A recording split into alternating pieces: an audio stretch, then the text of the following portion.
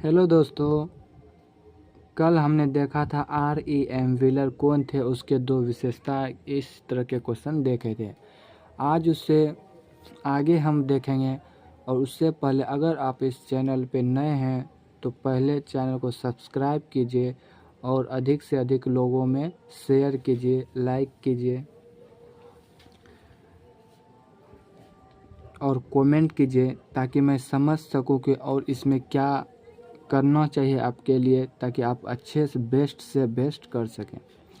तो इन्हीं उम्मीदों के साथ आज आगे बढ़ते हैं और हम एक NCERT क्वेश्चन नंबर जो 8 है उसके बारे में हम देखते हैं। NCERT क्वेश्चन नंबर जो 8 है उसके बारे में देखते हैं कि चर्चा कीजिए, क्या है, चर्चा कीजिए कि पुरातात्विद किस प्रकार अतीत का पुनर्निर्माण करते हैं। या तो इसी को इस प्रकार अथवा इसी को दूसरे तरह से पूछ सकता है, हड़प्पा सभ्यता के संदर्भ में चर्चा कीजिए कि पुरातात्विद किस प्रकार अतीत का पुनर्निर्माण करते हैं। तो चलिए इसे शुरू करते हैं कि पुरातात्विद द्वारा, क्या है, पुरातात्विद द्वारा अतीत का पुनर्निर्माण निम्नलिखित तरीके से किया जाता था। कैसे? पहला देखते हैं हम, कहता है जब किसी सभ्यता की लिपि नहीं पढ़ी जाती है, क्या है, जब किसी सभ्यता की लिपि नहीं पढ़ी जाती है तब पुरातात्विकता या पुरातात्विद खुदाई में मिली वस्तुओं का अध्ययन कर अतीत के बारे में जानकारी प्राप्त करते हैं। इसका उदाहरण हड़प्पा सभ्यता है। पुरातात्विद खुदाई में मिली वस्तुओं की तुलना वर्तमान में उपयोग की जा रही वस्तुओं से करते हैं और उसके आधार पर निष्कर्ष निकालते हैं। जैसे हड़प्पा सभ्यता के उत्खनन में दो प्रमुख प्रकार की चक्कियाँ मिले हैं और मोंके ने इसकी तुलना आजकल की चक्कियों से की है और इस निष्कर्ष पर पहुँचे हैं कि हड़प्पा सभ्यता के लोग चक्कियों का उपयोग सालन या तरी बनाने अथवा जड़ी बूटी को पीसने के लिए किया जाता है। यहाँ से एक ऑब्जेक्टिव बनता है कि चक्कियों का उपयोग किन किन कार्यों के लिए किया जाता था, तो आप इसे ध्यान में रखिएगा। दूसरा हम देखते हैं कि पुरातात्विक संस्कृति विशेष में रहने वाले लोगों के बीच सामाजिक तथा आर्थिक भिन्नताओं का अवलोकन करने के लिए समाधान और विलासिता संबंधित वस्तु का खोज करते हैं।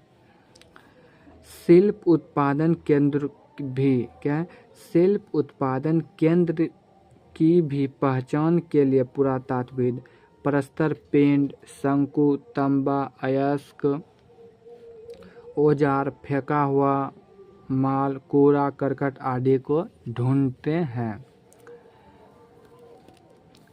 कभी कभी, क्या है, कभी कभी पुरातात्विदों को अप्रत्यक्ष साक्ष्यों का भी सहारा लेना पड़ता है। उदाहरण के लिए कुछ हड़प्पा स्थलों से कपास के कपड़े के टुकड़े मिले हैं, लेकिन इससे वहाँ की पहनावे का पता नहीं चलता है। पहनावे की जानकारी,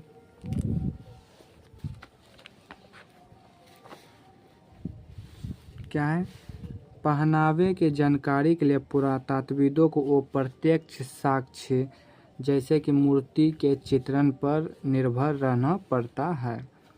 आगे हम देखते हैं पॉइंट नंबर 6 में, क्या है, पुरातात्विद अपनी खोजों को वर्गीकृत करते हैं। उन्हें यह तय करना पड़ता है कि कोई पुरावस्तु एक औजार है या आभूषण या अनुष्ठानिक प्रयोग की गई वस्तु है। पुरातात्विद किसी पुरावस्तुओं की उपयोगिता को समझने का प्रयास उस संदर्भ में परीक्षण के माध्यम से भी करते हैं जिसमें वह मिली थी। क्या वह वस्तु घर में मिली थी, नाले में या कब्र में अथवा अन्य जगहों पर मिले थे। पॉइंट नंबर 8 को हम देखते हैं। इसके अतिरिक्त पुरातत्वविदों को संदर्भ की रूपरेखा को विकसित करना पड़ता है। जैसे पहल प्राप्त हुई हड़प्पाई मुहर को तब तक नहीं समझा जा सका जब तक पुरातत्वविदों को इसे समझने के लिए एक सही संदर्भ नहीं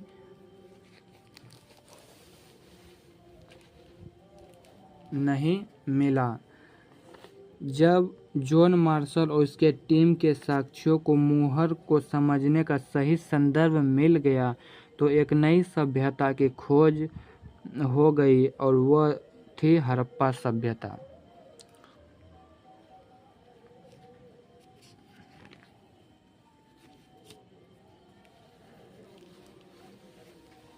तो आपने देखा, और एक क्वेश्चन हम कर लेते हैं।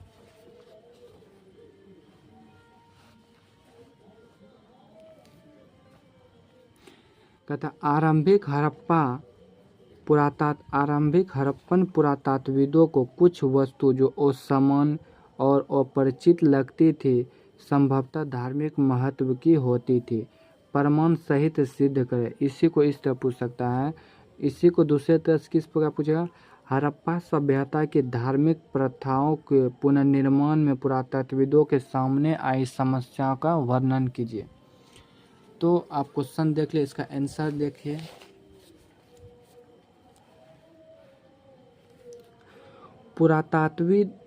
पुरातात्विक व्याख्या की सबसे अधिक समस्या धार्मिक प्रयासों के पुनर्निर्माण के प्रयासों में सामने आते हैं। हड़प्पा सभ्यता के आरंभिक पुरातत्वविदों के वैसे वस्तुएं जो असामान्य तथा अपरिचित लगती थी उसकी नज़र में धार्मिक महत्व की होती थी। पॉइंट नंबर दूसरा क्या देखते हैं। उदाहरण के लिए खुदाई में मिली आभूषण से लदी नारी मृण मूर्ति से लिया गया है, जिन्हें पुरातत्वविदों ने मातृभूमि की संज्ञा दी है, परंतु मातृदेवी की संज्ञा दी है, परंतु यह मातृदेवी थी या नहीं निश्चित रूप से नहीं कहा जा सकता है। पॉइंट नंबर 3 को हम देखते हैं।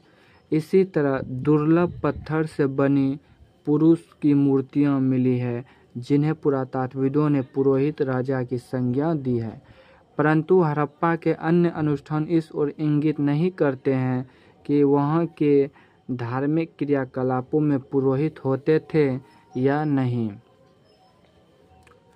मोहनजोदड़ो में 8 स्नानागार मिले हैं, जिसके अनोखेपन के चलते पुरातत्वविदों ने यह माना है कि इस स्नानघर का उपयोग किसी धार्मिक अनुष्ठान के प्रयोग के लिए होता था। ठीक है, आगे हम देखते हैं।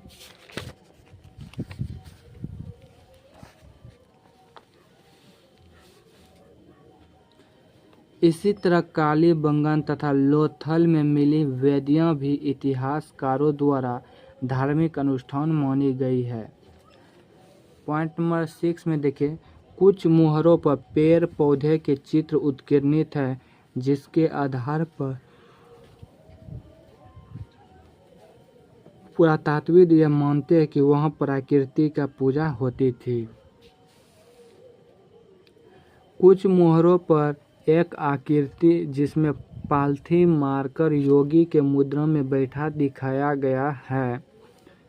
इस आकृति को पुरातत्वविदों ने आद्य शिव की संज्ञा दी है, परंतु इस संदर्भ में पुरातत्ववेत्ताओं में कुछ विवाद है। पॉइंट नंबर 8 में देखिए, खुदाई में पत्थर का शंक्वाकार वस्तु मिले हैं। पुरातत्वविदों ने इसे शिवलिंग की संज्ञा दी है। तो आज के लिए बस इतना ही, अब हम कल देखेंगे।